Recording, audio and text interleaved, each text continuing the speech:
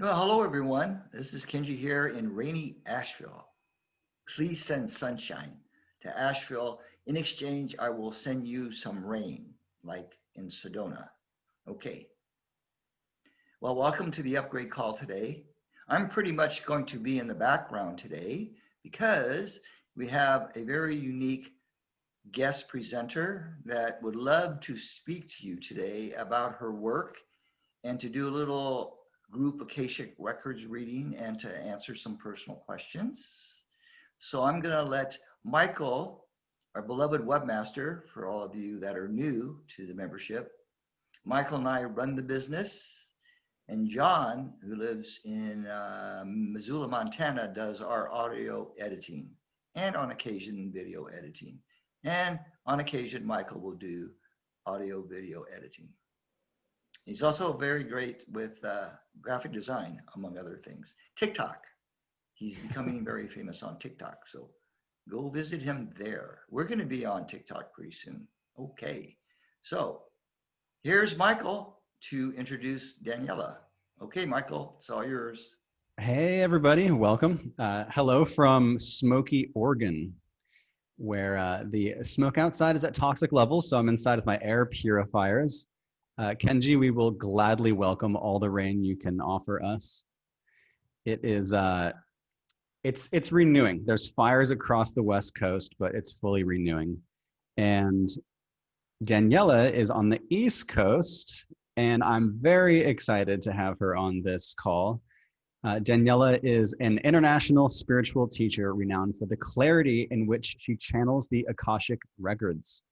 She is known as the psychic and the healer's healer, working with and training many spiritual teachers, coaches, wellness practitioners, and esteemed figures in the field of spirituality and self-development.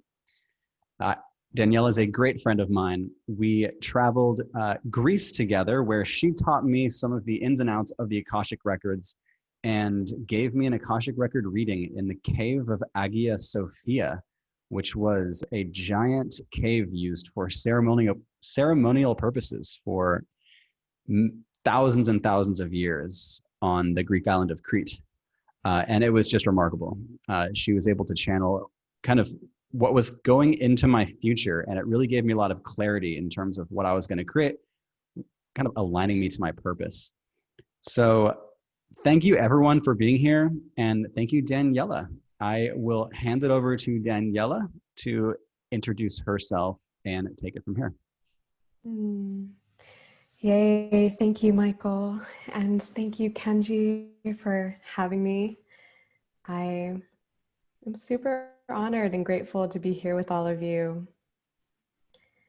It's such a transformative time on the planet, and I feel like there is so much light streaming in at this time.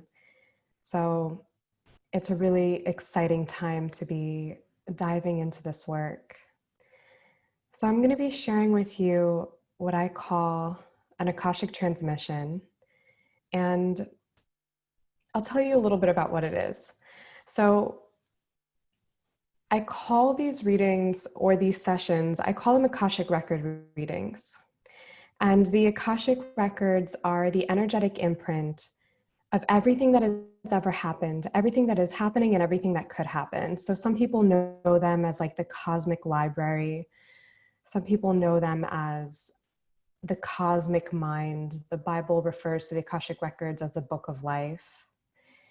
And my personal experience of the Akashic records is that while we are in these human bodies, we don't necessarily have access to the Akashic records in their entirety, because the Akashic records are like the knowing, the remembering of infinity and eternity, which is completely incomprehensible to the human mind. From my experience, the Akashic records they're like the culmination of all perspectives. They're just every human being that has ever lived and everything that they have experienced and the knowing of that. So the human mind cannot possibly grasp that, because the human mind is designed to make sense of this seemingly limited linear experience of life. But I do feel that what we can do is we can come into this elevated, expanded state of consciousness that in many ways supports us in transcending our human minds and a lot of the memories, judgments, belief systems, expectations that we have, which actually are limiting our perspective. And when we come into this elevated state of consciousness, we can come into what I like to call Akashic perspective. And it's just a higher state of consciousness that allows us to bring forth some of the energy and the perspective of the Akashic records, which is the perspective of, well, it's the perspective of unconditional love. It's like higher perspective. And it's a perspective that reveals to us and reminds us of our inherent oneness with Source and our inherent oneness with each other. And it's a perspective that helps us anchor in a lot of love, a lot of trust. It restores peace. And it is such a valuable perspective for this time because so much is happening. There's so much transformation going on. I feel like it's one of the most transformative times in human history. And that transformation is accelerating. And at times that can be really scary. It can feel chaotic. It can bring up so much fear and angst and sadness and despair. And when we come into this higher perspective, it helps remind us of what is happening behind the scenes.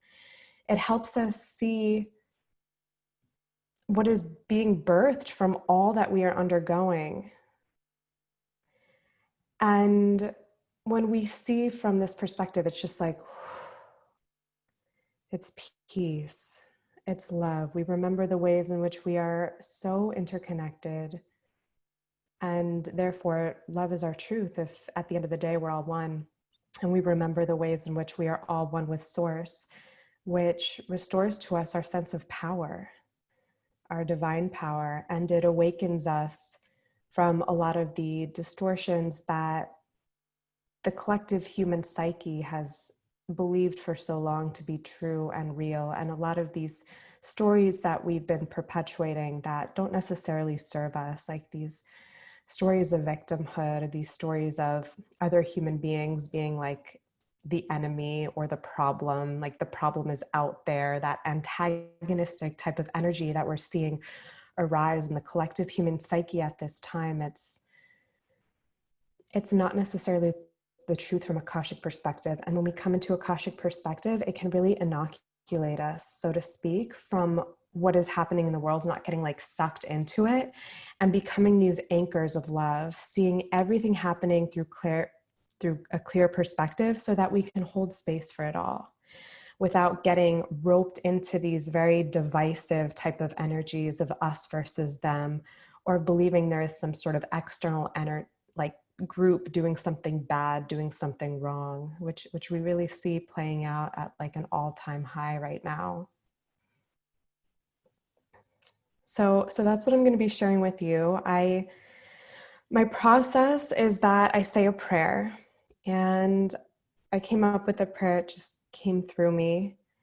And when I say the prayer, I feel this shift in my consciousness. Like it's like a little change. And then I will see things or hear things or feel things, and I'll just flow with it. Like whatever I see, whatever I feel, I'll just do my best to formulate words out of it. And I'll be sharing those words with you, whatever they may be. So we'll start with that.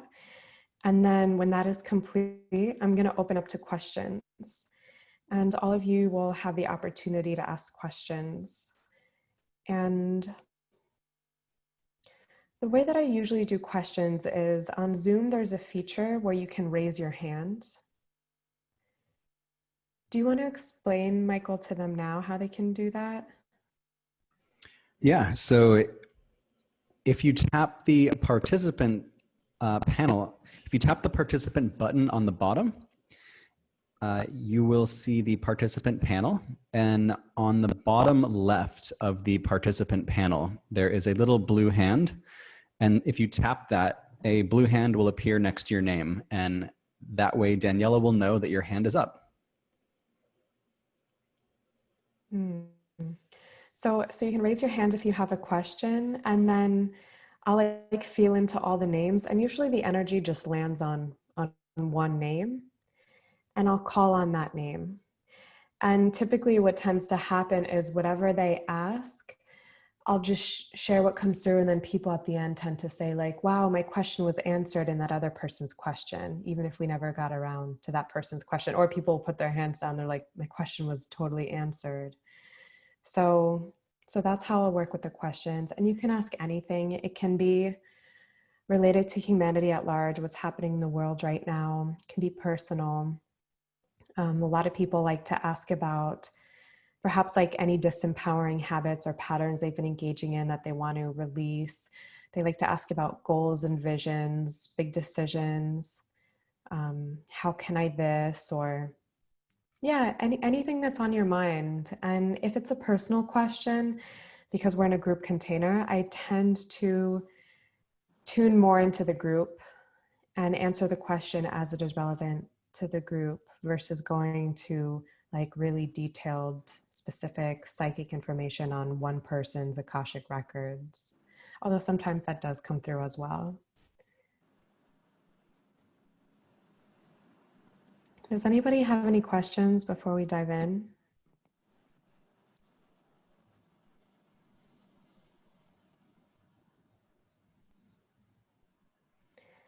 So I'm gonna need a name for the group.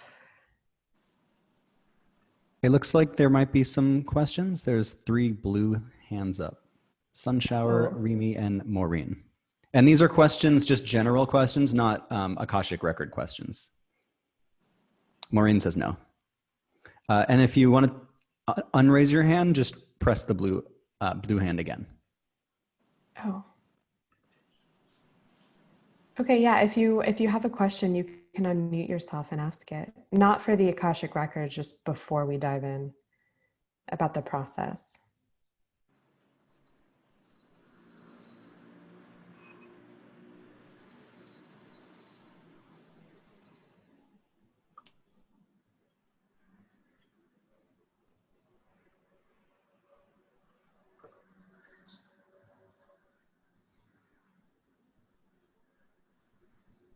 Sunshower, do you have a question? So let me be absolutely sure I understand, Daniela. Is it that we are asking you, we're not asking you questions from the Akashic records right now, right? No. Just the process? Yeah. Sometimes people just have a question about the process before I dive in, before I say the prayer. Oh, no, I'm good. Okay. Okay, so I'll start with the prayer then. And what should we call ourselves, the group? Joyful Lightweavers. That's the name of Kenji's membership is Joyful Lightweavers. So good. I love that. Okay, cool. So I'm gonna dive in. The first part of the prayer is out loud, and the second part is silent, and then I'll announce when the records are open.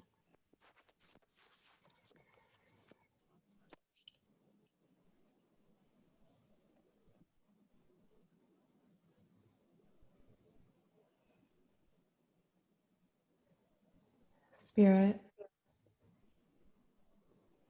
support me in coming into an elevated, expanded state of consciousness so that I may be one with your perspective.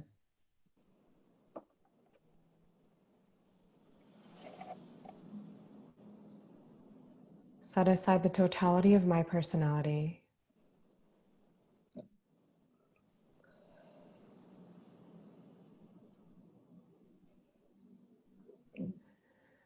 so that I may serve as a clear channel for your divine loving guidance and knowing.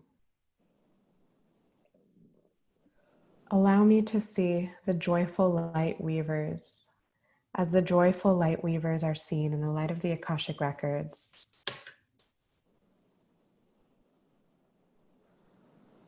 Help me to know the joyful light weavers as the joyful light weavers are known in the mind of God. Enable me to share all the communication of the joyful light workers, masters, teachers, and loved ones with integrity, clarity, and love.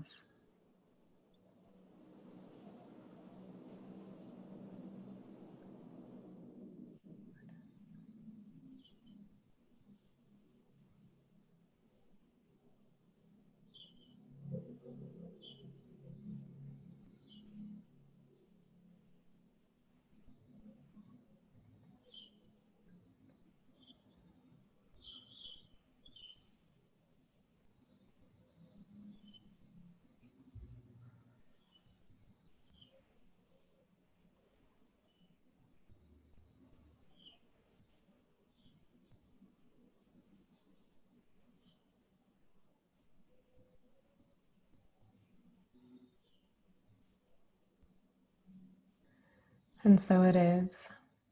The Akashic records are now open.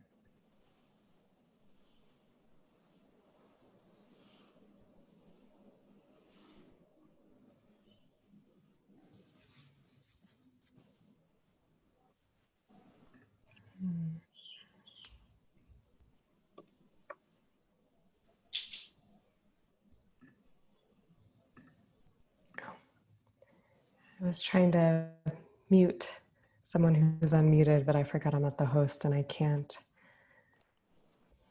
Thank you. So I'd love to invite all of you to drop into a meditative state.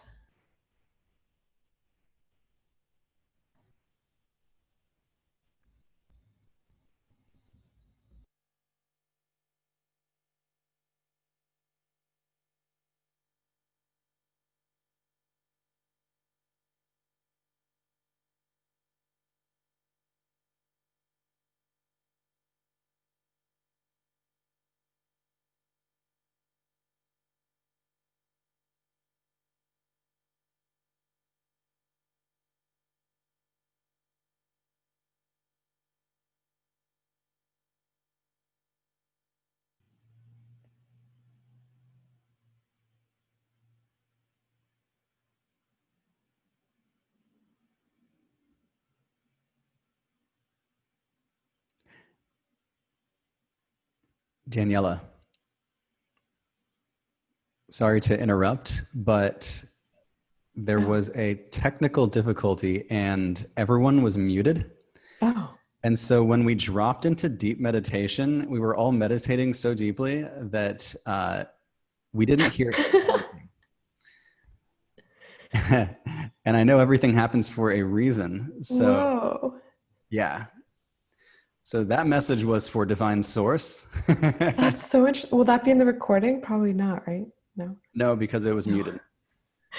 Okay. So that was the secret message that we weren't meant to hear. Wow. Cool. Well, let's see if we should start over. Just start somewhere completely. Okay. Okay, cool. Whoa. Wow.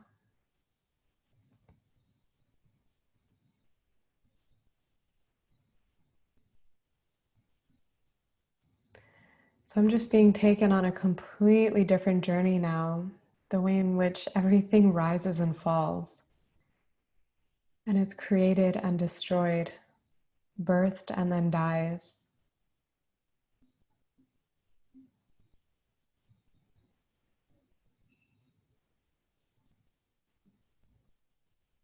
We cannot fully appreciate what we create until we fully accept that it will die.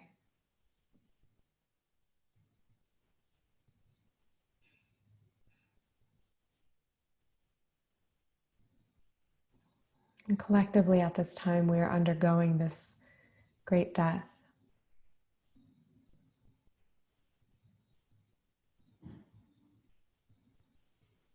And this death is leading us towards something greater.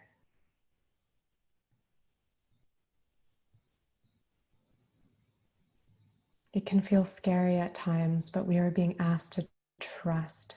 Through this death, we are birthing an experience of life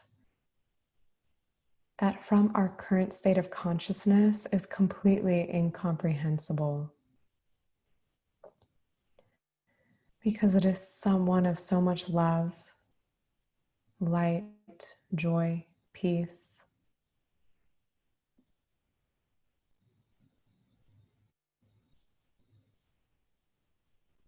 For eons, we have traveled this beautiful, intense, chaotic, painful journey of forgetting.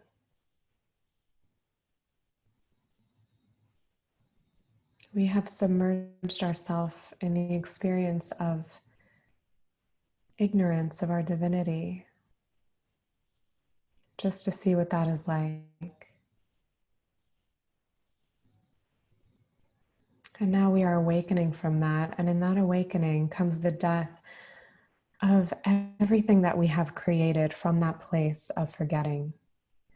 So all of the systems that we have in place, all of the industries, all of our ways of being that are rooted in fear, in lack, in separation, in antagonism,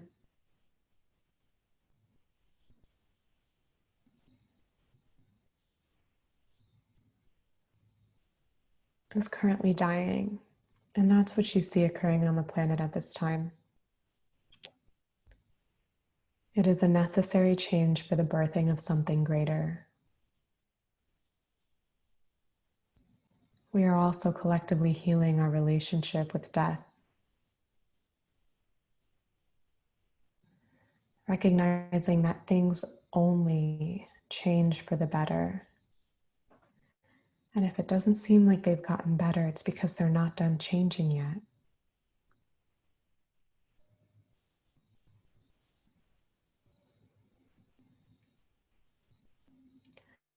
Our nature at this time is expansion in the direction of greater love.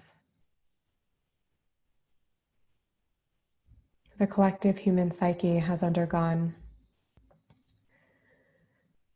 so much trauma and wounding throughout these years of submerging ourselves in the forgetfulness, the ignorance of our own divinity. If you look at human history, you can see all the atrocities that we've committed against each other. And we are currently healing our relationship with one another. And if it doesn't look that way, it's because in that healing process, we must first bring to light and purge all of that mistrust that we have developed of one another.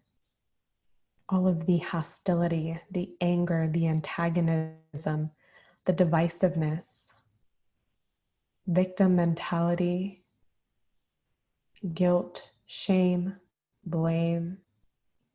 All of that is coming to light at this time.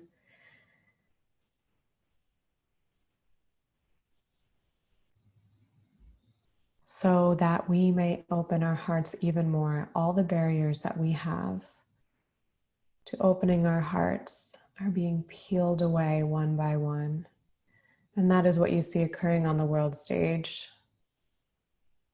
amongst all the world leaders.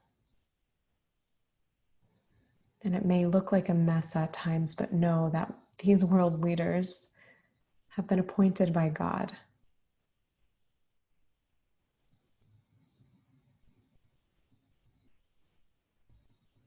to support the evolution of our souls, the expansion of our consciousness.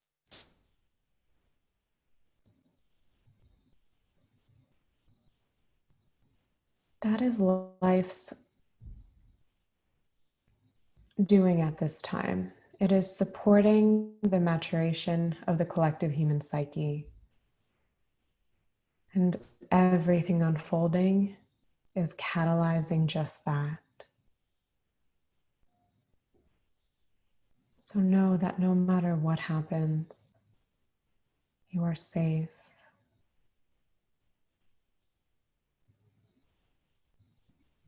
As we collectively heal our relationship with death, we realize that even in our death, we are safe. The soul has died countless times and will die countless times more. Every day we're dying these little deaths as we grow, as we change, as we transform. Old aspects of ourselves die so that new ones may emerge.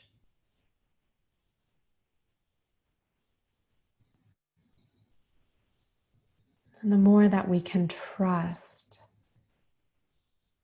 in life, in ourselves, and what is being birthed, the easier it'll be to surrender to these changes, to this transformation. Move through it all with ease and grace.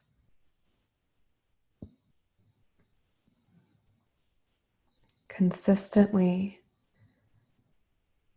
remembering to peer at it all through this higher perspective.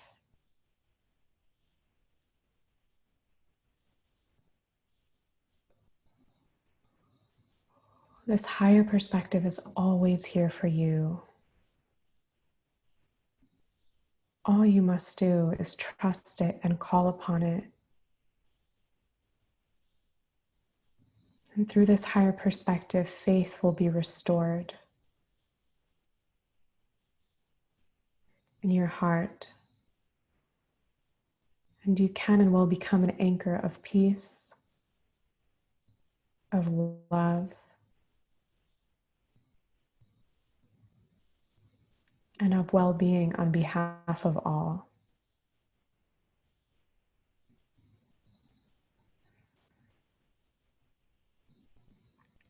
Sometimes what we view in the world around us and we judge as so tragic, as a reason to mourn, to grieve, is also a reason to celebrate. It can be both. It often is.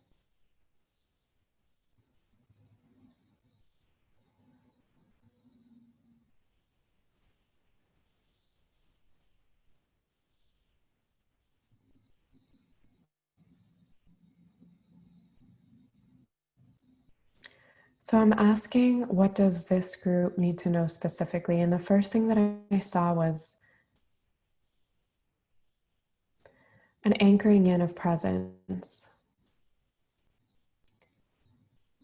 a letting go of a need to know what's to come, anything about the future, even a need to plan. Because at this time, we are collectively being asked to learn trust. We are learning trust. And sometimes in the process of learning trust, we cannot plan, and we need to trust that we will be taken care of. And sometimes in the process of learning trust, we can't know. And we trust that we will know what we need to know when we need to know it. It's always been that way. You may feel at times that you've been dropped by life, by spirit, by God, but you never actually have. And you never will be. And within all of you, I'm seeing this restoration of trust, this bringing in of trust, this deep trust, this unshakable trust, no matter what is occurring. And with this trust comes this feeling of safety, of security, amidst all the chaos in the world around you, all of the fear, whatever it is that may arise. Here you are anchored in trust, which births this feeling of safety within you. And then you can become a safe sanctuary, not only for yourself, but for all of those around you.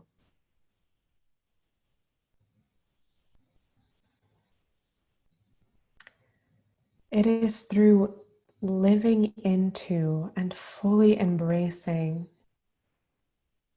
our Dharma as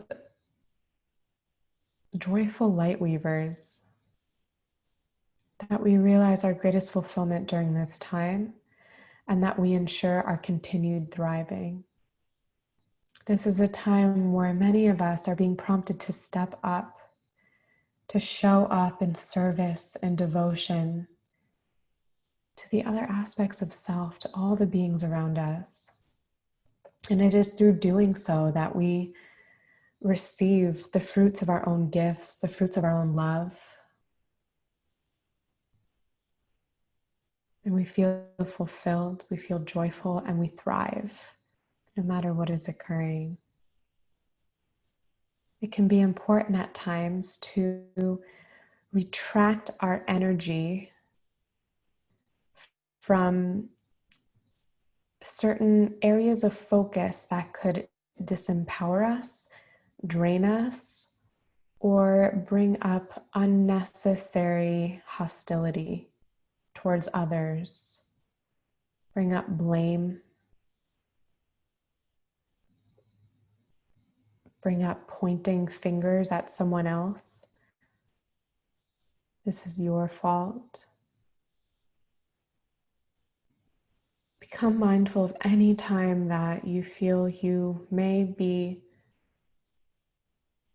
heading in this direction or engaging in this way, and bring your locus of power back home to your sacred heart.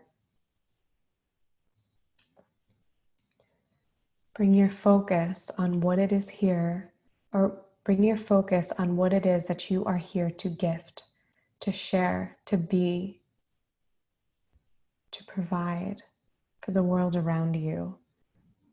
This creates an energetic flow that allows your heart to maintain open, and that keeps your energy channels flowing in connection with all, which allows for an experience of expansion versus one of contraction.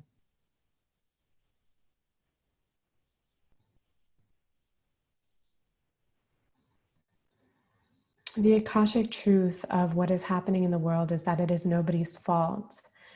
And as humanity has gone on this journey of forgetfulness, we have developed these habits of blaming the world around us, of shaming,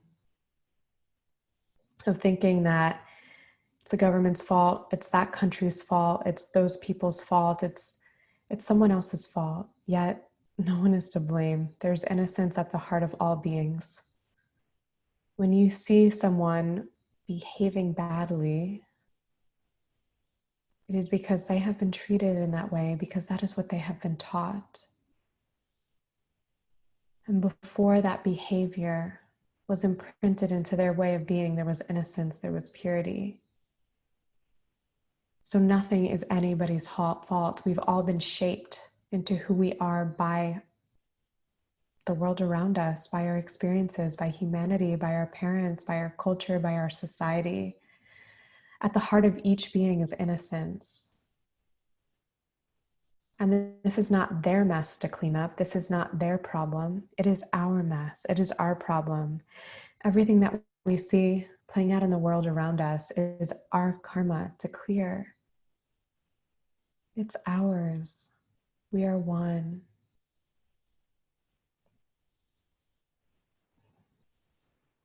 It'll be supportive to relinquish any ideas that the problem is outside of us.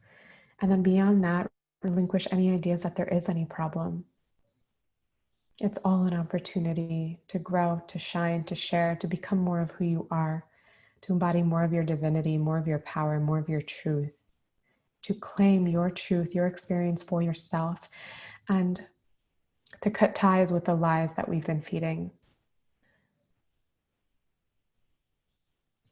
For a long time, many of us have turned to the world around us, to some sort of authority figure, some sort of guru, a teacher, a leader,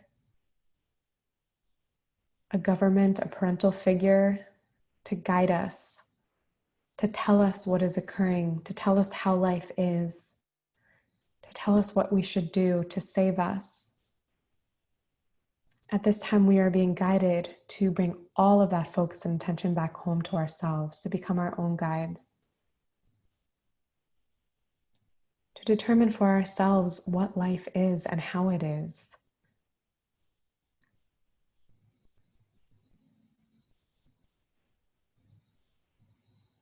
To restore love, to restore sense of purity, to restore our capacity to see clearly, to see the innocence within all, to see our power. We can now disengage from these stories. And what I'm seeing for each and every one of you is the returning home of your power, back home to your sacred heart.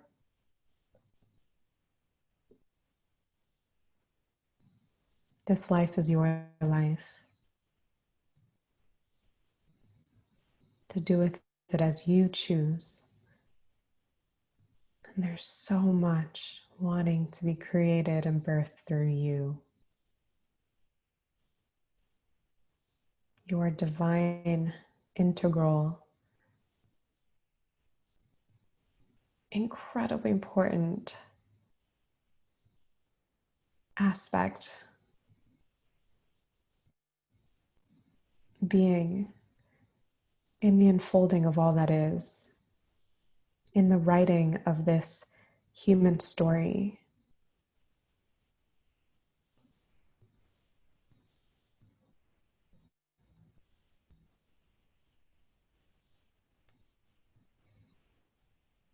In many ways, our destiny remains unwritten, and it is you who is writing it with every breath.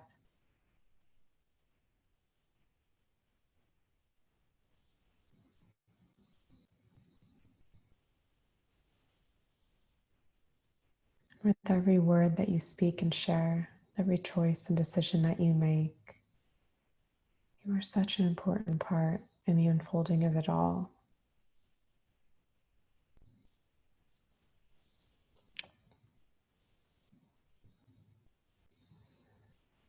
And there is more possibility than ever before as to what it is we can create and birth into existence at this time, because there's more light streaming onto the planet at this time. And what this light does is it brings to light everything that is not in resonance with this light. And part of that process can be to cleanse, to clear, to destroy. That's what we're seeing, the beginning of this time of mass death and destruction. But it is not the death and destruction that the ego will tell you it is. It is merely a death and destruction that paves a way for this incredible birth of a new humanity, of a new consciousness here on the planet, and of a new earth.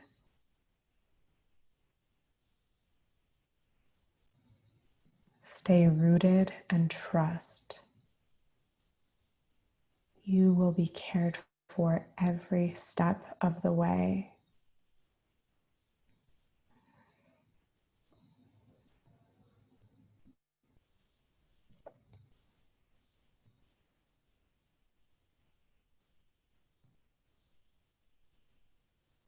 Heaven on earth is being birthed through each and every one of us here now.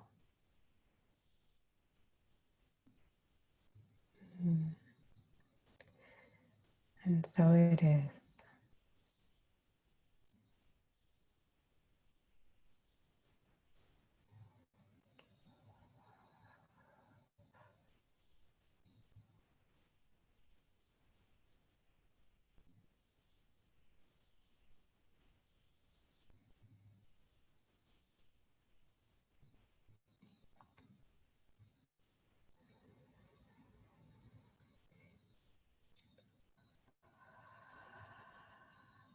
So I'll take about a minute in silence to allow for those energies to be integrated.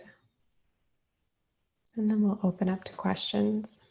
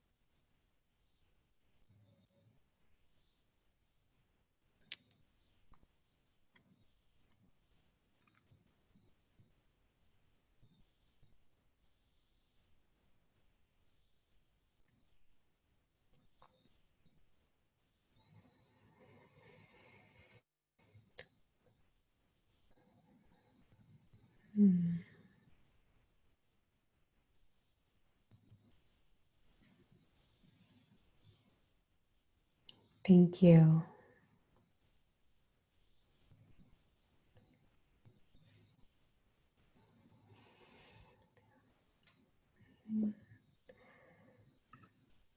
That was a beautiful transmission. Thank you, Daniela.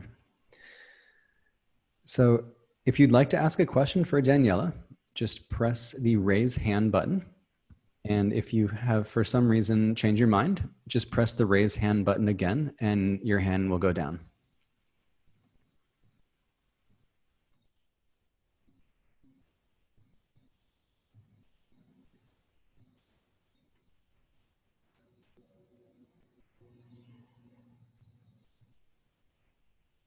Michael, I see in the box 3 people with their hand raised, but on the screen, I don't see them. And Christina, I unmuted her, I think. So I think she can talk. Christina. And as Daniela calls on people, you can, if you hover over your name, you can press the unmute button. So we can all unmute ourselves now when you're asking a question. Hello. Hey. Hi, can you hear me or see me? Yeah, I can hear you perfectly. Oh, hi, Daniela. You know, Hey, when I saw Kenji's message, immediately the draw was, I must be here today. And I'm so grateful, Kenji, for having Daniela and for what you brought forward, because you articulated exactly what my experience has been. And I'm absolute, you know, I love that and the gentleness in which you presented it. And it's just so in alignment. And I sat here with my eyes open, and it was somebody that's speaking to what I had been experiencing is true. So that's always nice to have that validation. Thank you, Daniela. Thank you, Kenji. So that being the case, in terms of a question with you, I don't, and perhaps you can guide me on this, is it best for me to ask at this time what is the best and highest good information for me to receive at this time, or is it best for me to ask a specific question? Well, you can do either, whatever you feel called. Because the information that comes through, sometimes people ask questions and the questions aren't even answered. It's something else that comes through. But I like the questions because it kind of prompts something for me. Okay, perfect. So anything that I'm asking, I am asking for the highest good of all concerned with ease and grace. So we've got that as our caveat and our framework. So my name is Christina, and the spiritual teacher that I had been working with for the better part of 40 years was from one of the ancient light and sound schools, light and sound current schools out of India. So that has been a through line for me for that period of time. Consequently, and especially now, what I have been experiencing is more recently is the soul anchoring in greater ways through the body and through the center line and through the Mula Bandha breathing. And that has really been my focus. And that had not been my focus before. I was quite content in a multidimensional awareness and ascension and interdimensionality awareness. Now, though, what I'm also discovering is with the new energies coming in, with what's going on astrologically, and so much that I don't even want to address here at this time, but I'm sure you're aware of, is, and so many of us are, is in the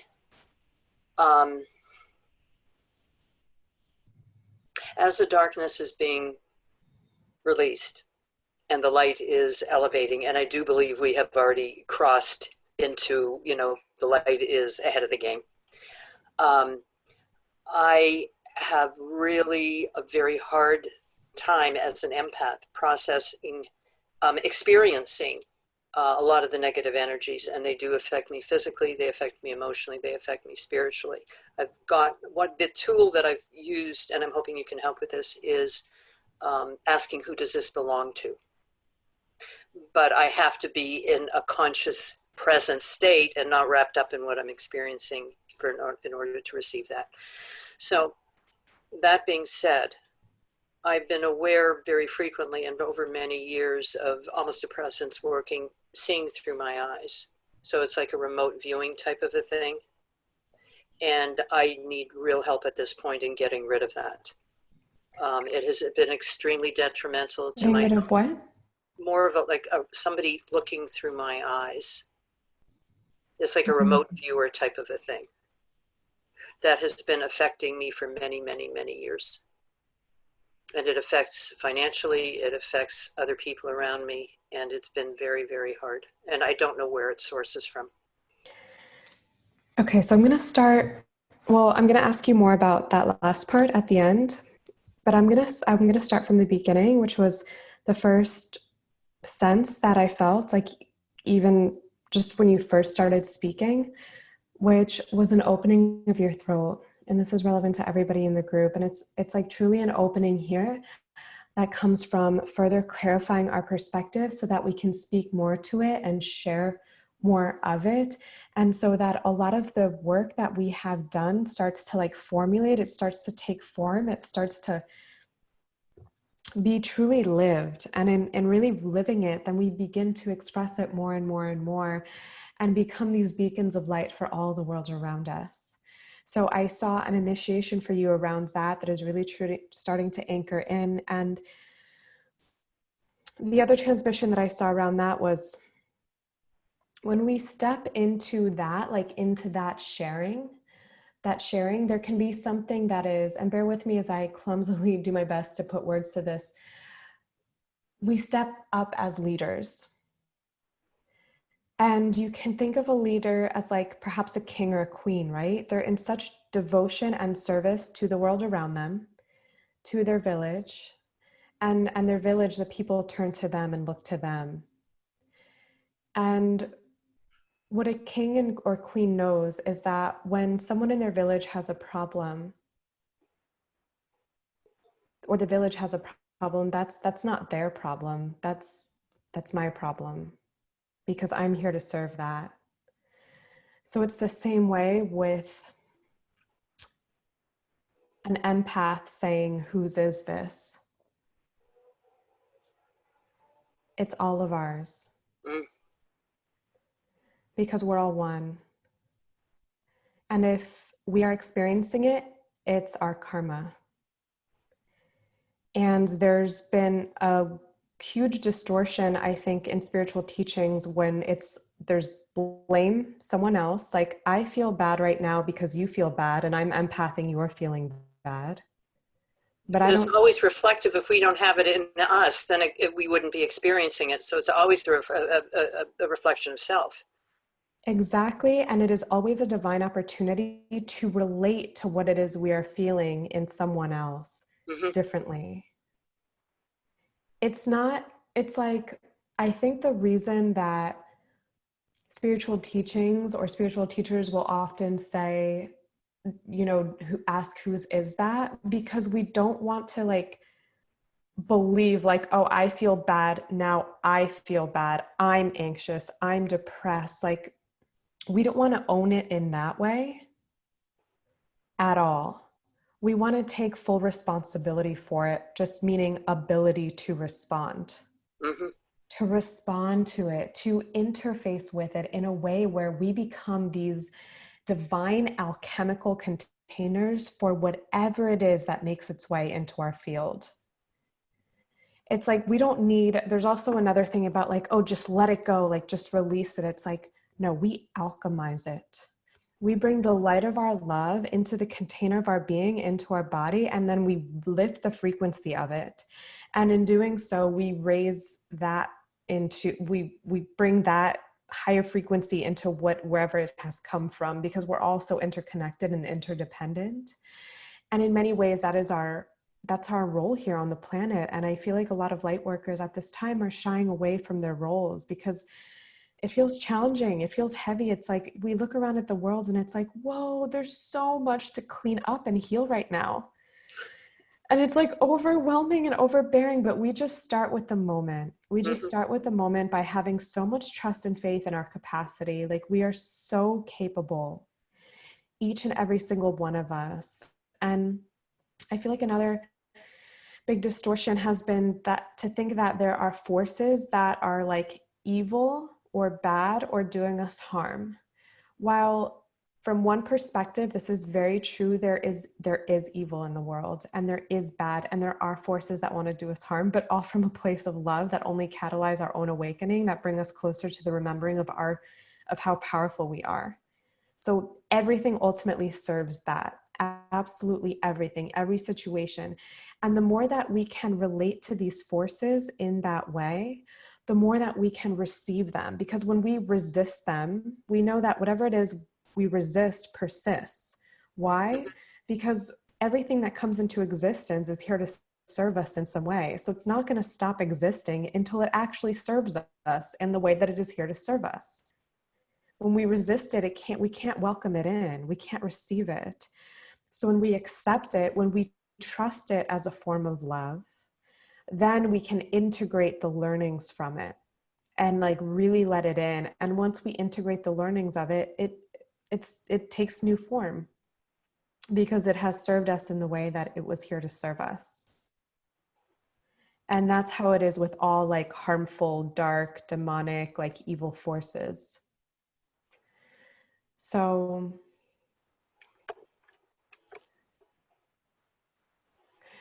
instead of like, I think a more empowering question, like what's mine? How do I know what's mine? We're becoming more telepathic with every day that passes and more interconnected. And to try to create boundaries of like, what's mine, what's yours is like, it's becoming futile at this point because we're just so interconnected. We're going to be feeling the collective human psyche, but there's a difference between feeling it and becoming it, or like being aware of it and then actually becoming it. So I think the question is, what is mine to do with this feeling, with this experience? Great question. And it is becoming of utmost importance that we learn how to like alchemize and what really works for us to alchemize.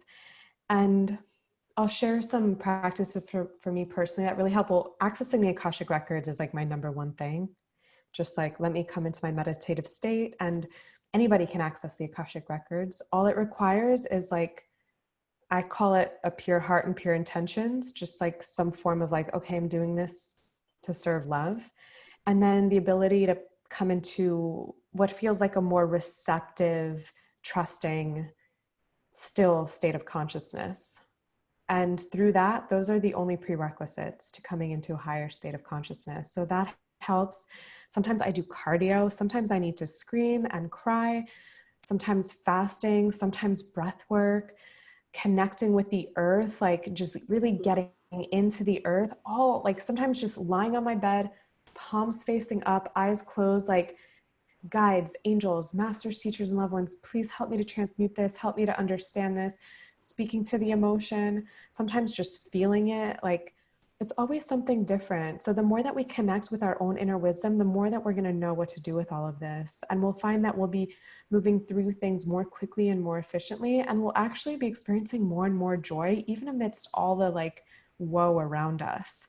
And then once we do come into those times of like that heaviness, that anxiety, that despair, we won't come into like blaming or trying to like push it onto like someone else, like, oh, this is just the collectives. It's like you are the collective.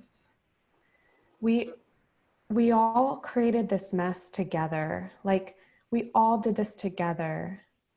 And it's time that we all embrace the role that we've played in it all. Like we've all like, lived as human beings so many different times in so many different ways. And we may be light workers in this lifetime, but we've probably all done some really dark, atrocious stuff in other lifetimes. Like, yeah, I have this partner who's just like such a beloved, oh my God, he's such a powerful healer. He's such a powerful healer. And like the moment I met him, I was like, oh man, that man has been like the darkest dictator tyrant ever, like probably responsible for the murder of like so many.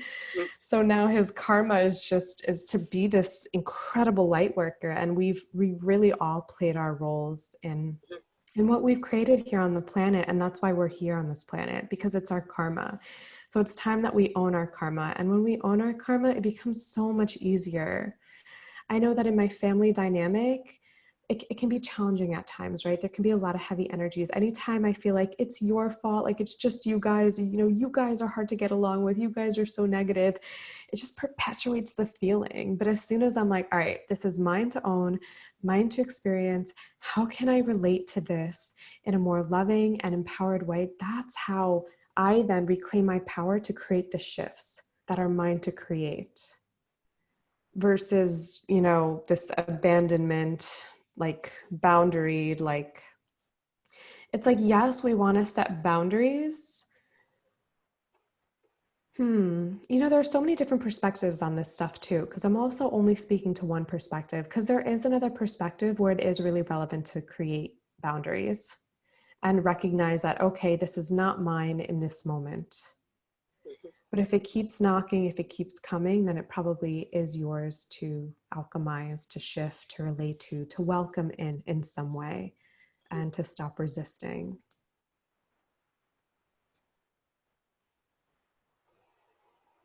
What was your last question? I didn't understand it. Regarding the remote viewers, or should I ask something else? Because as you were talking, there was this thing that I came forward for me to ask about the Akashic Records. So I Okay, don't know. yeah, ask that question. Okay. And again, I have really tremendous respect for you. I have been working with coming forward and speaking lately. So for me, it is speaking my truth, my beingness, and having that manifest in greater ways for the highest good of all concerned with ease and grace. And that has to do with global unity, global peace, flourishing for all of humankind, all life forms here, Gaia, where all may prosper and flourish and live in harmony and ease and grace, again with the highest good. So more recently, I have been speaking to that. I had opportunities to do that in the year 2000. A particular meditation came forward. It came forward again to do, and I pulled back.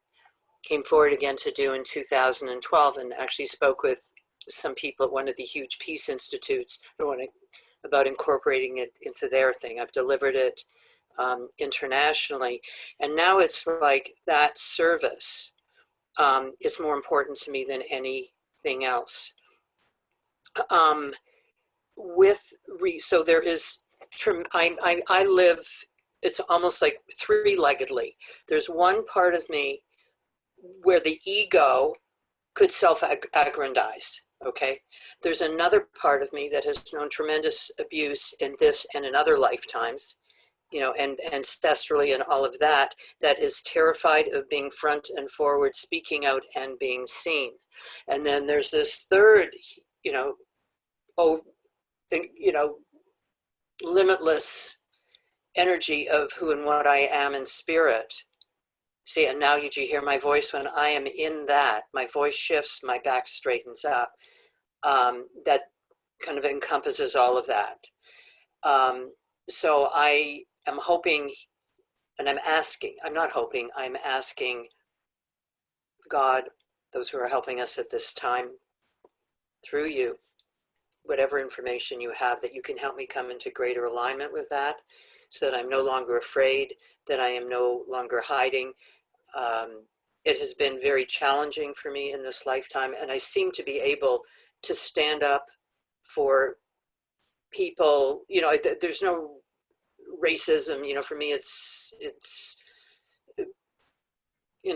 humanity. Do you know what I mean? We come in different, colors, sizes, ethnicities, races, colors, religions, economic, socio. It's social, or it's social, sexual orientation or preference. None of that matters to me. I just happen to, and I always have, perceived soul as soul. You are undergoing a purification process. Trust the divine timing and this divinely held process that you are currently in. You will be speaking and sharing once that fear has been transmuted, and there is a learning that is so valuable for you in the process of transmuting any fear that you may be holding.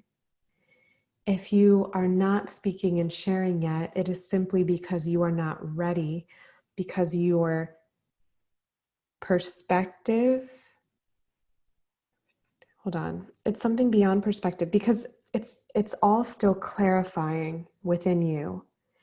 And as it is clear, you will find that the sharing, the opportunities, the platforms, the people who are willing and ready to listen and asking you for guidance, for perspective, for support will naturally come. It'll all come to you in divine time.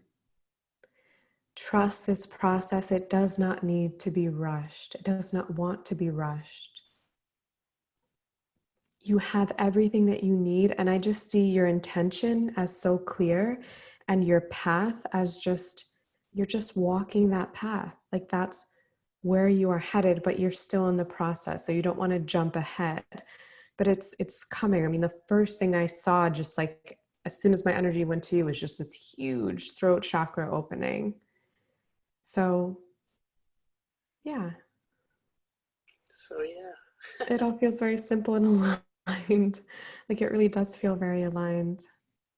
Thank you. Yeah, thank you so much. Thank you for contributing your questions. I feel Oh, like God bless you. Thank you. thank you, Christina. Yeah. Daniela, Randa would like to ask of you.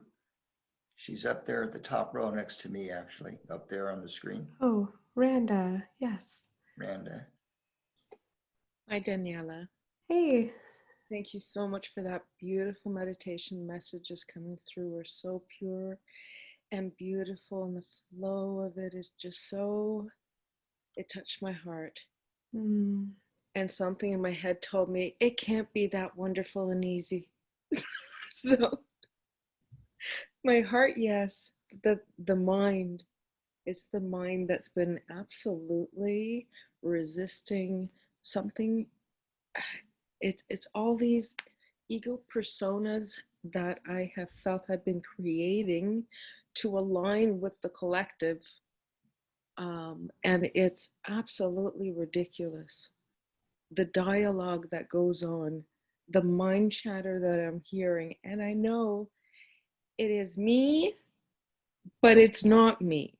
It's Yeah. creating this alignment with others' ego personas in this huge community of mind chatter.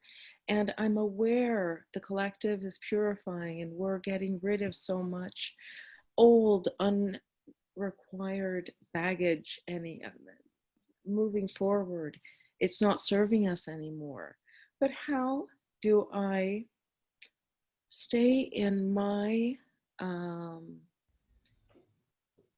knowing of who and of what I am in my core, and sort of dissolve the identity of who I was, and I'm perpetually creating to be like everyone else. It's like the trauma of separation just perpetuates every day. It's an old story that keeps looping around, and that's it. I know it. I'm a master of the old expired story.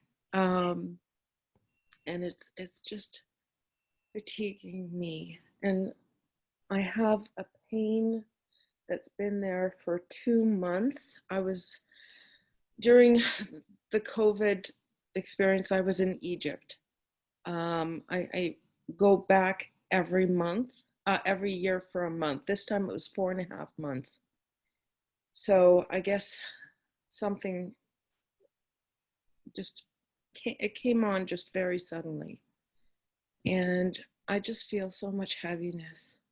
How do I lift it? And as I'm embodying more of my true self, just allow the brain and the body to receive it with more ease.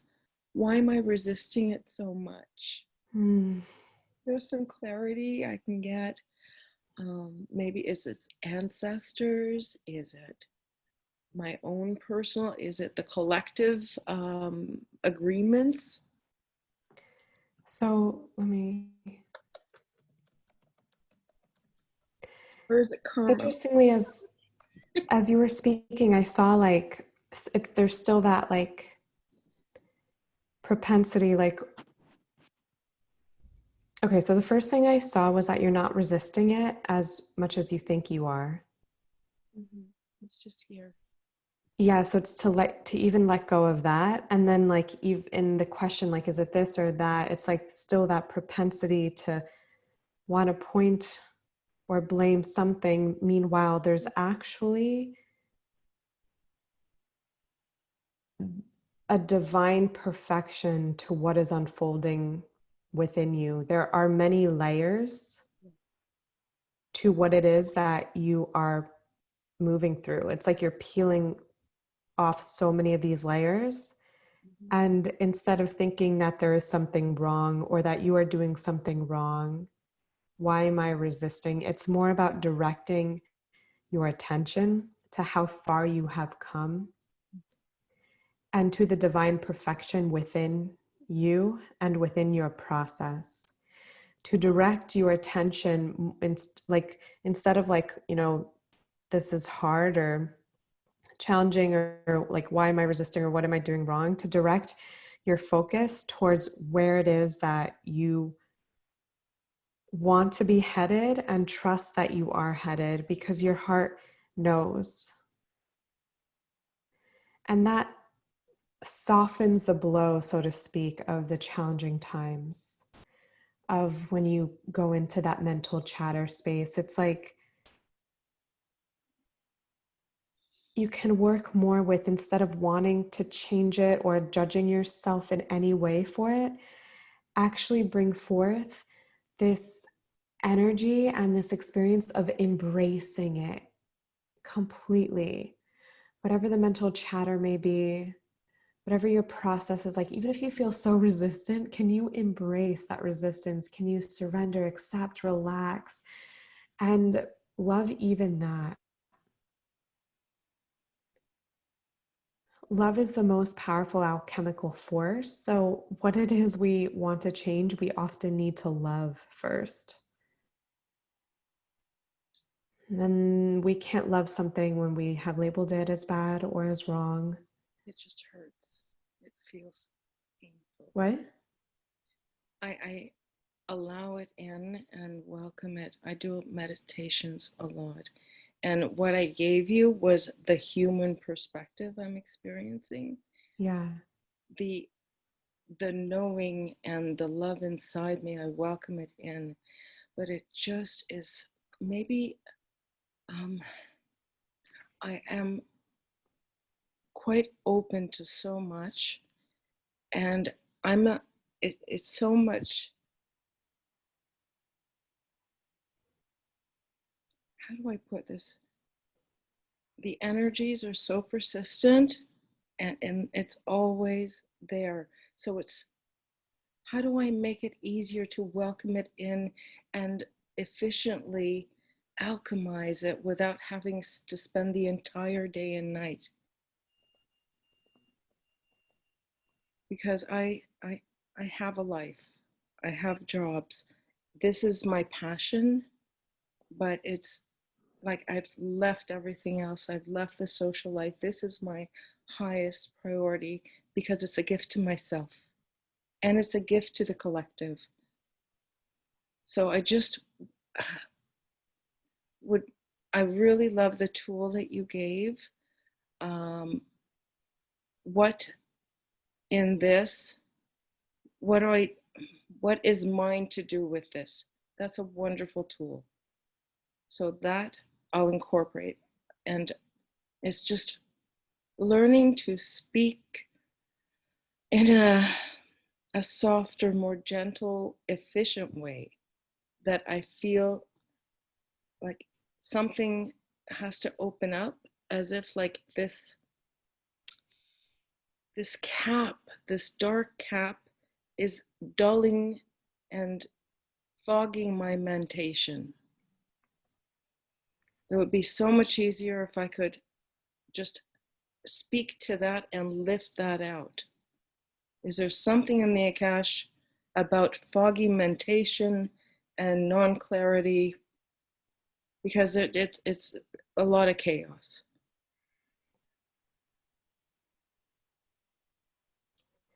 You are in a process and you are being asked to honor that process. Mm-hmm. Instead of judging it or believing that something has gone wrong. Let me take a moment to drop more deeply into everything you just shared.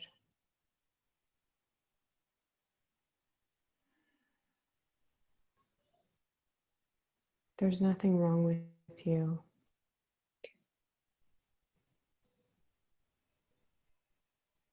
Thank you.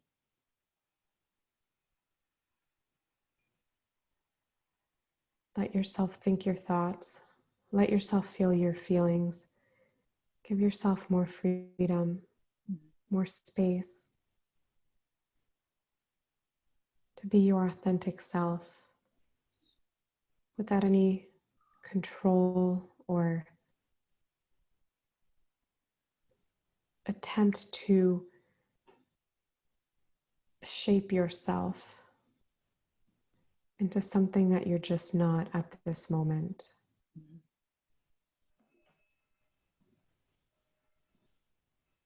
Celebrate yourself as you are, because nothing has gone wrong, and the mind will insist that there is something wrong, that there are problems, that there are bad things, but really it's just an undesirable experience to the ego. That's not what the ego desires. Yet that is the exact experience you need to be having.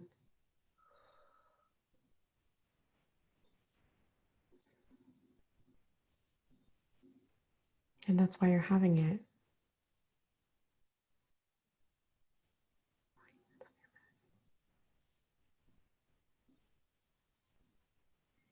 If there's a fogginess in your meditation, it's because you're in a healing process.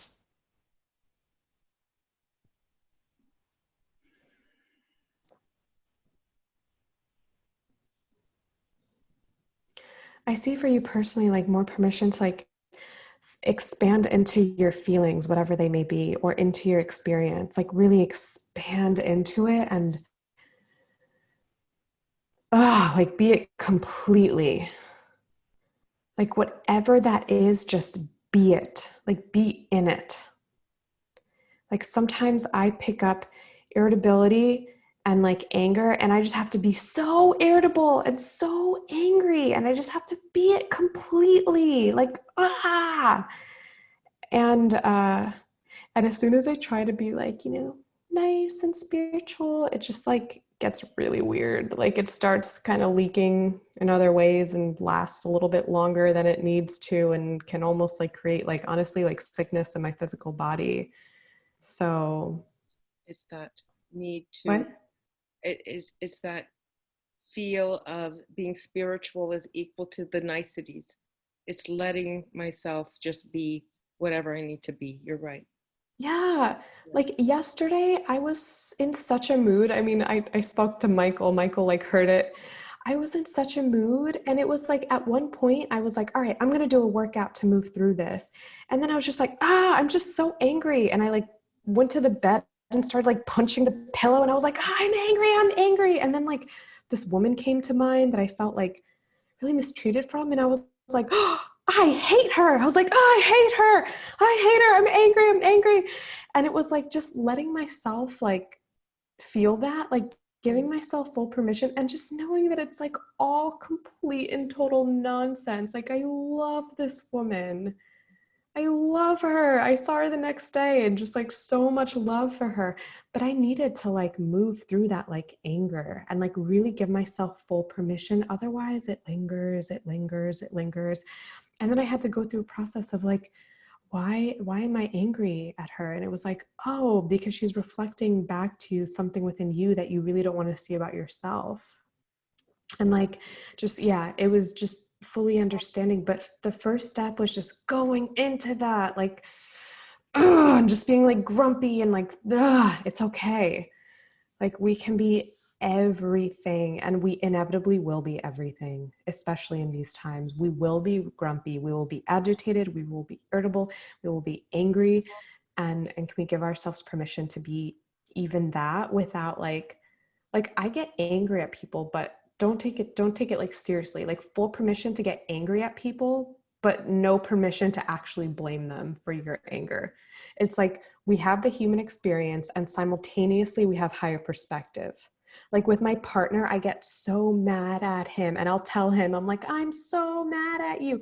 But there's always a voice that's like, you're not mad at him. You're like mad at like something that happened to you when you were 3 years old from like your relationship with your mom. Like it's like the never personalizing our anger, but just honoring that we do feel angry and that sometimes that anger is directed towards someone, or sometimes that irritability is directed towards someone. And that's okay. Giving ourselves permission to do that, but also like reeling it in, reeling it in. Like this is my experience, and creating safety for the world around us amidst our experience. And then also at the same time, creating safety for our experience. Does that make sense? Safe as well. All my life, I haven't felt safe. So that's coming up a lot. Yeah. It's knowing I'm safe. Yeah, and it starts by creating safety for ourselves within everything that we feel.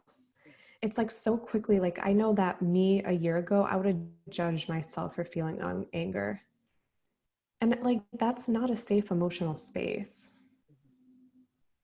It's having to be calm all the time. I am the one. Don't be calm all the time.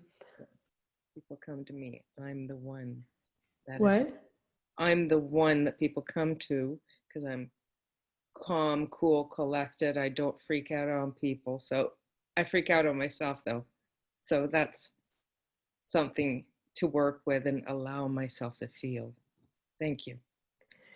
Yeah, I feel like we need to, the more we can like freak out in productive ways, like I will chant or yell, or sometimes like punch pillows, or like I like to shake, like, ah!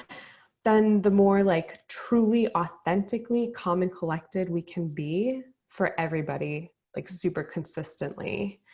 And then our freak outs, like I used to have a freak out where I would just eat like 10 brownies in a row. That was my freak out because I also never freaked out on other people. So when I felt anger, I wouldn't like yell at people or anything like that. Like that's never been my habit. It's like anger internalized. So these other more healthy ways of moving the feeling help us not internalize it. But first we need full permission to feel it and to like relinquish all judgment and all shame and all of our expectations of ourselves. Like, yes, we are these joyful light weavers and we are humans amidst this, like, I mean, whoa, look at the news. Like, this is reality, right? Like, whoa, we're gonna be angry at times and it's all good. So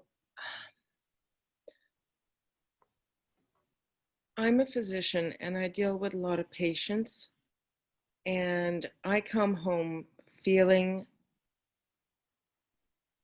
so much weight that something, I feel that there's a process that my body is making me aware of, that I'm actually trying to heal my patients at the expense of my body. So I don't want to continue this anymore. I'm not here to heal my patients at the expense of my body Yeah. or my well-being.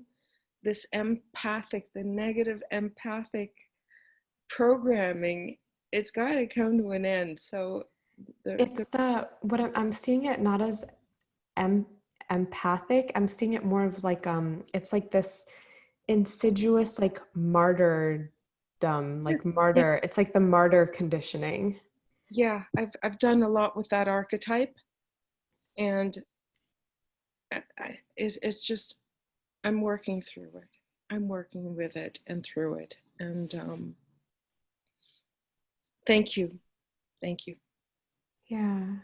Thank you so much. I feel like you brought forth a lot that was really valuable to everybody, which are things that I personally have been learning and moving through.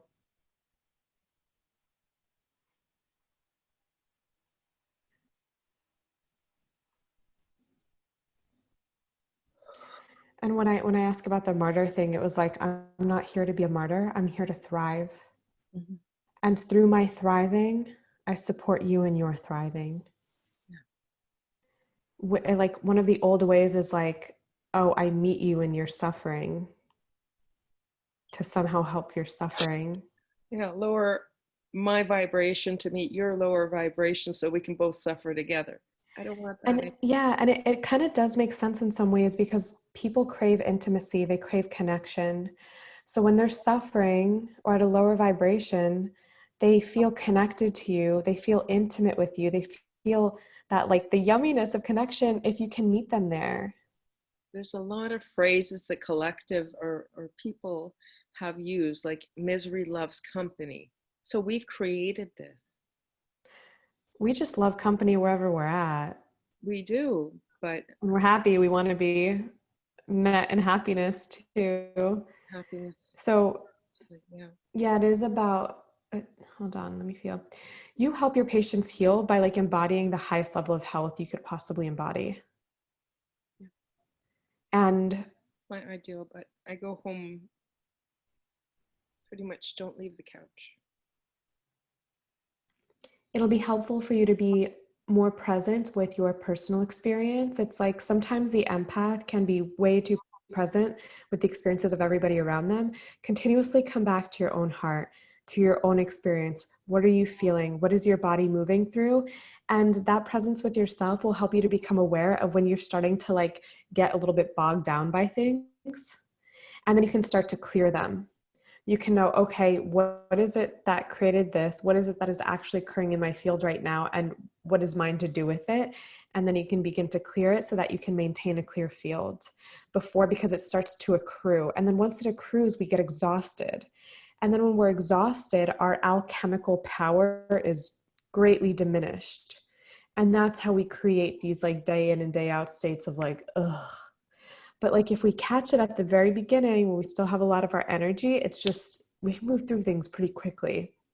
So it's about catching it at the beginning, more continuously throughout the day, tuning into your own experience, your own sovereign experience, your own heart. Yeah. And prioritizing that. That's like really, I mean, that's of utmost importance because our well-being is what supports us to show up most fully for the world around us.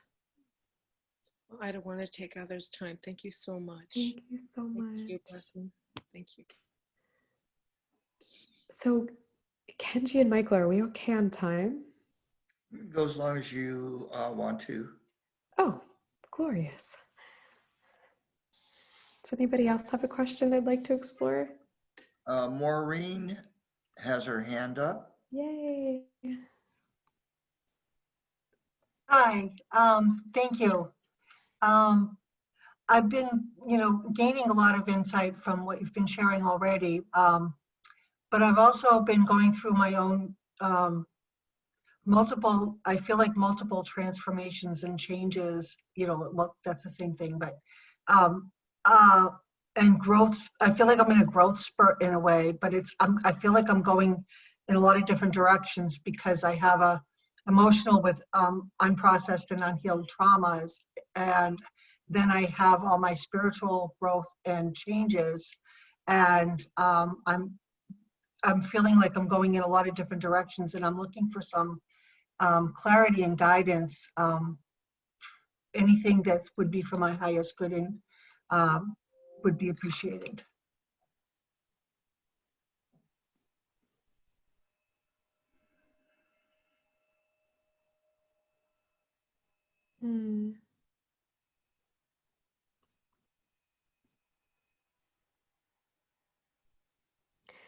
So the first thing that I saw as you were speaking was that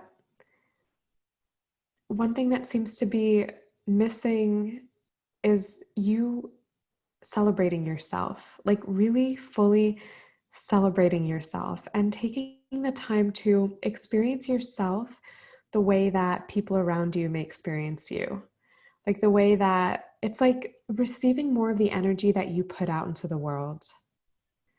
That's really going to be so encouraging to you and so inspiring, and it's going to help you clarify your route forward, and it's also going to put like a lot of like steam behind you. Like it's like just like such a huge like, whoa, to like really celebrate yourself and see your efforts and honor like all that you bring to life. You are truly such a supportive presence. Your heart is in the right place. You offer so many gifts to those around you, and they're gifts that are both seen and unseen, and they may seem minor, but they are major.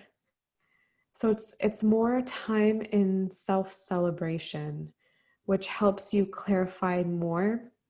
It's like, you can tell me if this resonates, but I almost saw like a feeling of like just, let me feel it. It's hard to put words to it, but like a wanting to do almost like too much, like you need to like compensate or like something like that. But it's like, whoa, but you're already doing so much. It's taking a moment to honor what it is you do, and it may like be perceived as simple by you, but it's simple because it's you. You're just being yourself.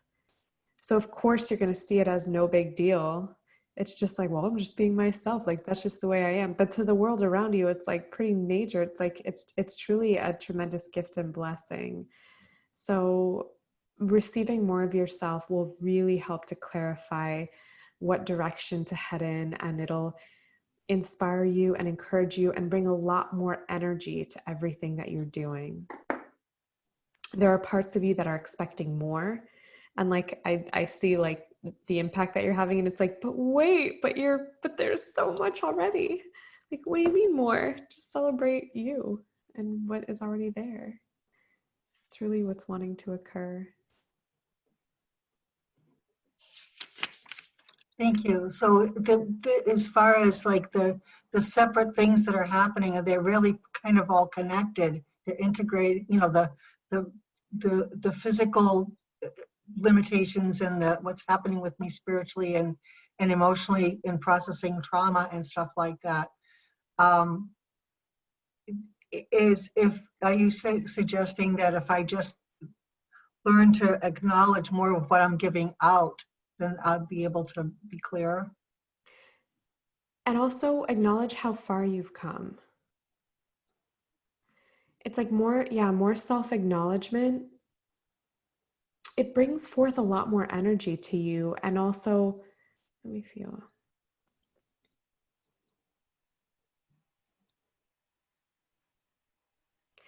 Acknowledging what you've done well, it feels like, and yeah, you can let me know if it resonates. Like maybe as a child, you were kind of like subjected to or like imprinted with a more critical voice. So there's a healing around that critical voice, because that's how, in a way, you learn to talk to yourself. Mm-hmm. And that's actually what's like bringing up these questions. It's coming from like this, from more of a self-critical space instead of a self-celebration space. And that self-critical voice has become a habit. So it doesn't really allow you to like look in the mirror and be like, look at you go, look at how far you've come, look at the beautiful impact you're having in the world. Like, wow, you're so wonderful. And just really letting, it almost feels like no matter how much you do, there's a part of you that may think it's not enough, or that you could have done better, or there's still something to criticize, but it's like this never ending loop. So it's really, the next step for you is just letting that voice come to an end and neutralizing it by consciously, intentionally creating a practice of celebrating yourself and of acknowledging yourself, and celebrating like even the little things that you do each day. Like, they seem so little, but they really are so major. And celebrating, I just keep hearing like your heart is in such a good place. Like, you're really encouraging to the world around you, and you have really positive intentions, and you're clear on that, and you're continuously like in the flow of that, and relinquish any ideas of perfectionism, and even relinquish ideas of I could be doing better, or I should be doing better, or I could be more, or I should be more. It's letting go of any of that so that you can come into the full appreciation of all that you are, and all that you've become, and all that you've already healed, and all that you have already done. Thank you. Yeah, beautiful question. Thank you. Penny, would you like to talk? You are going to be unmuted shortly, I think. Well, let's go to the big screen here. Where's Penny? There you are. Okay, you're open, Penny. Daniela, thank you very much. I think that, like, in a way, everything you've been saying, you would probably say to me as well. So thank you for all of that. I really have got a lot of answers, but I've got this sort of ambivalence because I know that I'm doing really, really deep work, and so I'm sort of bringing up a lot of, stuff that's pretty hard on the system. But then every now and again, I think, oh, maybe I'm just sick. Maybe I better go and get checked out, and maybe I'm going to die soon, all this sort of stuff. But whenever I do cards, like, saying, is this physical or is it, I always get like it's completely emotional. It's the transition, the whole thing. But I've sort of got this ambivalence, like thinking, oh, maybe I'm just sick. Maybe I'm just kidding myself, sort of thing.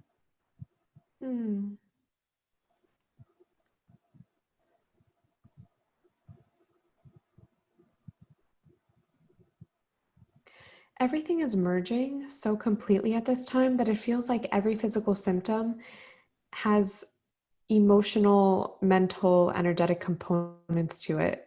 And we're just recognizing how inseparable it all is. And oftentimes in our healing comes the experience of what we may call sickness as we become aware of what it is that we're healing. And we may experience it as physical healing or as physical sickness, yet it is an actual healing.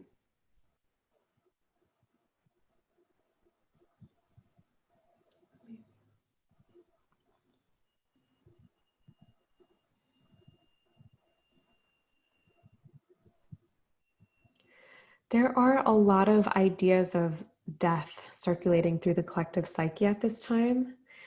It's like, but it's just because so much is dying at this time, like so many aspects of ourselves, so many habits, so many perspectives, so many ways of relating to the world. And that can bring into our psyches ideas of like, I'm going to die soon. Because, a lot of people are believing this in a lot of different ways at this time. And it's like, well, what I is going to die?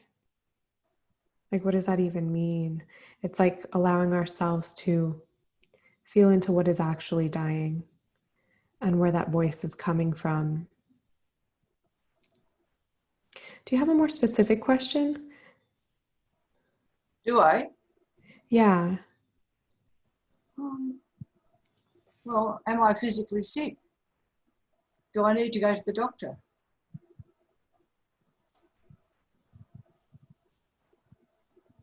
It feels like that's up to you to decide. Mm-hmm.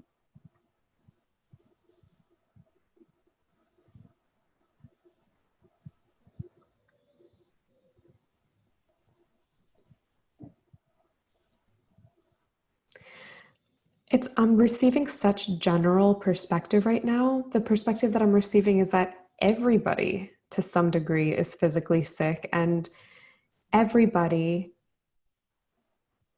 at this time is healing. There's like a major healing going on. And the discernment around going to a doctor is, if you do choose to go to a doctor, which can support our healing even more, it's actually seeing a doctor that will support healing versus one that will perpetuate and create more sickness. And aligning yourself with a path that creates more healing versus perpetuates more sickness. The medical industry at this time is not in complete clarity around what like healing actually requires. And the only guidance that I would really have is if you do see a doctor, ensure that it is one that feels like it would support your healing, and that whatever process is recommended is one that actually supports your healing and your well-being versus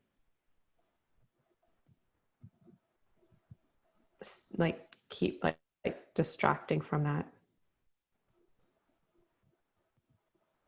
Okay, thank you. Thank you.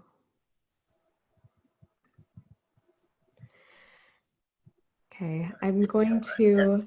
Has a question. What? Essien? I see. Okay, this will be our last question for tonight. I'm on the East Coast right now, so it's almost 10 o'clock here. I think he's open. Yeah, he's unmuted. Hey, Essien. Where is he? Oh, there he is. Oh, but I can't hear him yet.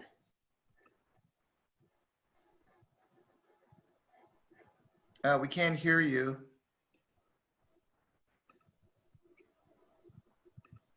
Turn up your volume.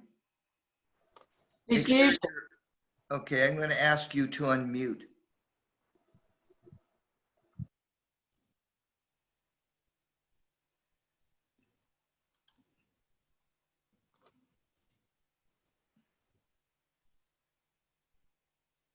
No, we can't hear you yet.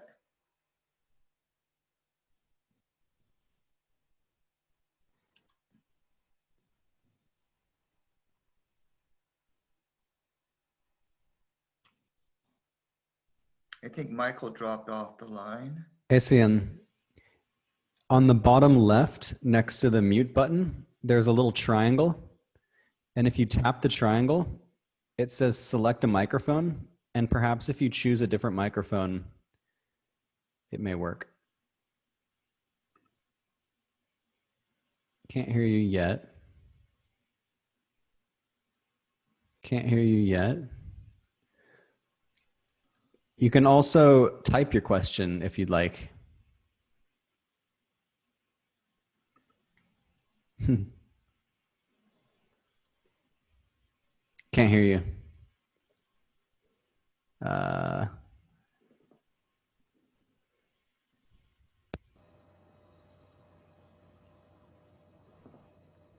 Still can't hear you. But if you want to type your question in the chat, Daniela can answer it.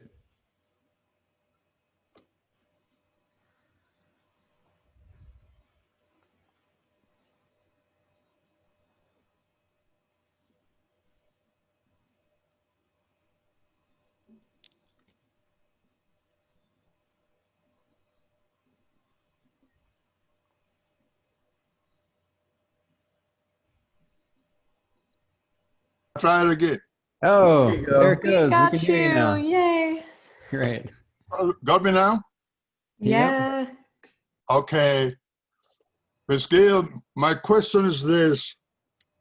Please, would you give me an insight as to the problem that I have had, for a long period of time? It's like a pulsating energy on top of my head. And currently, I'm going through some treatment. And I was wondering, if this is going to be effective. I mean, if the energy is going to leave me or not. Have you communicated with the energy? Have you communicated with the energy? I communicated with the energy many years ago and told the energy to leave, and it just wouldn't leave. It's still pulsating on my head right now as I'm talking to you. And I've been on treatment, for the last, I would say, I started about the 2nd of this month, and I'm still going through treatment currently.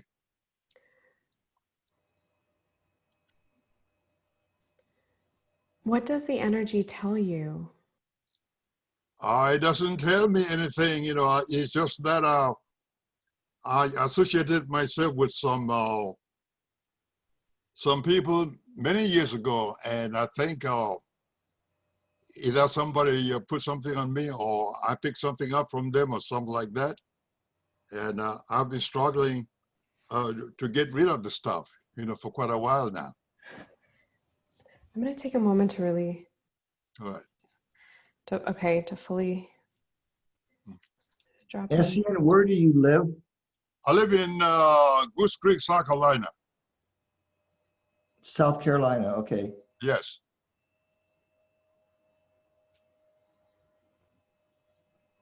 I'm just going to take a moment in silence to be with this.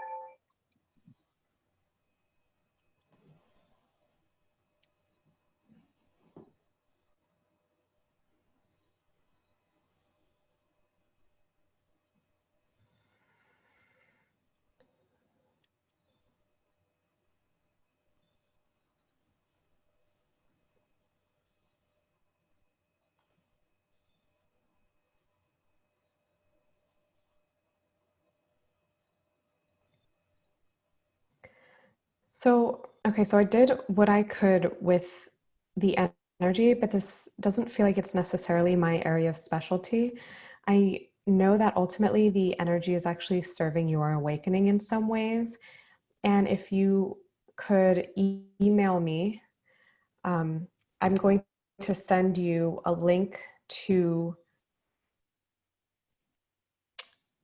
a live energetic transmission that you could attend in the future that I actually feel could and will help with it.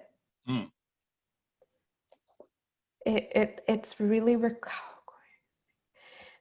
I feel like it's requiring this like level of transmission that I haven't quite mastered yet, like how to offer. Like it's like I did what I could, but I kept like moving it and like communicating with it, and I just felt like it was still there.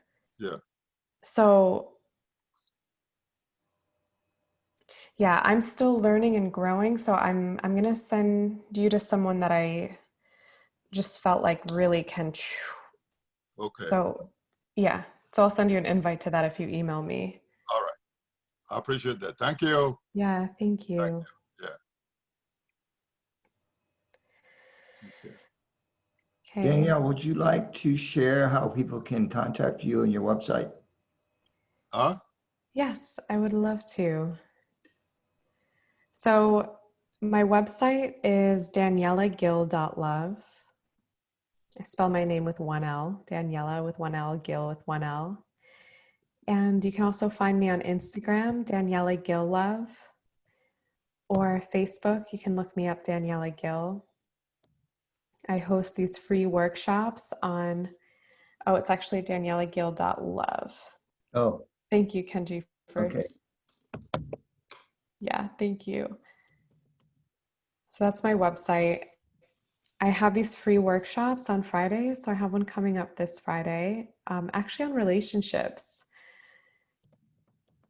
And following Friday is going to be all around learning how to source our power from within and call it back in from all the places where we've been giving our power away.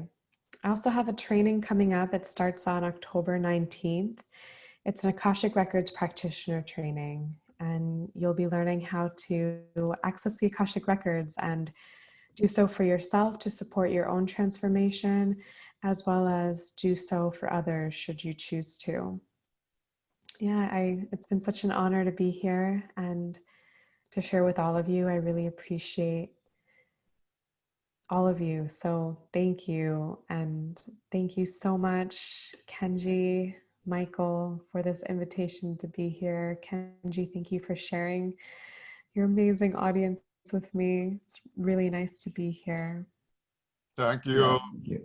Thank you. Michael, anything you want to share before we end the call? I just want to say thank you, Daniela, for your time and for your energy and for being here for all the joyful light weavers. It was so pleasant hearing you speak. I love your transmission in the beginning, the meditation. It was just just full of flow and beautiful. And I appreciate you as a being. You're a gift from this planet. So thank you. And I highly recommend people checking out Daniela's work. She's got some really cool things going on. And I will also include links, all of Daniela's links in the replay email when I send that out. Nice, nice. Thank you, Michael. I was going to say something, but I forgot. So memory these days. Oh boy. Anyway, thank you guys for attending, and thank you for hanging in longer than usual. Danielle, if you'd like to come back at some point to do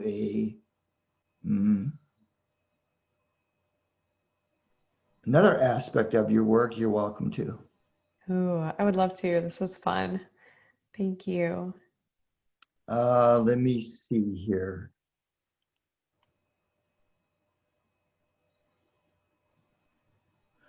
Oh, I was going to do a very short kind of a prayer meditation, but I totally forgot what it was.